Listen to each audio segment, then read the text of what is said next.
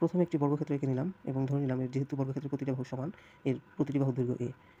বর্গক্ষেত্রের ক্ষেত্রফল হচ্ছে তার দৈর্ঘ্যের স্কয়ার, সুতরাং এই বর্গক্ষেত্রটির ক্ষেত্রফল অর্থাৎ এর ভেতরের জায়গাটি হবে a স্কয়ার। এবারে এই বাহুটিকে b পর্যন্ত বাড়িয়ে নিলাম এবং এই বাহুটি a থেকে হয়ে গেল a প্লাস b। যেহেতু বর্গক্ষেত্রের সবগুলো বাহু সমান, তাই সব দিকে b পরিমাণ বাড়িয়ে নেব।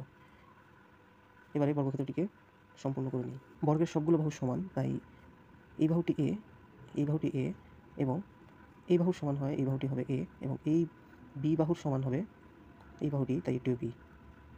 এবং এইদিকে b হয় এই বাহুটি তার সমান b এবং এই বাহুর সমান এই বাহু, তাই এটি হবে b এবং এই বাহুটি এবং এই বাহুটি সমান বিধায় এটিও হবে b।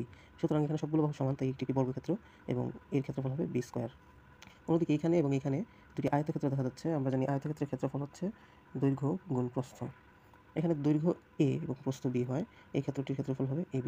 একইভাবে এর ক্ষেত্রফল হবে ab।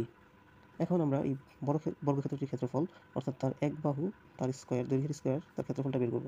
এখানে দেখা যাচ্ছে এখানে একটি স্কয়ার রয়েছে, তার পাশে একটি ab, তার পাশে নিচে আরেকটি ab এবং এখানে সর্বশেষ একটি b স্কয়ার রয়েছে।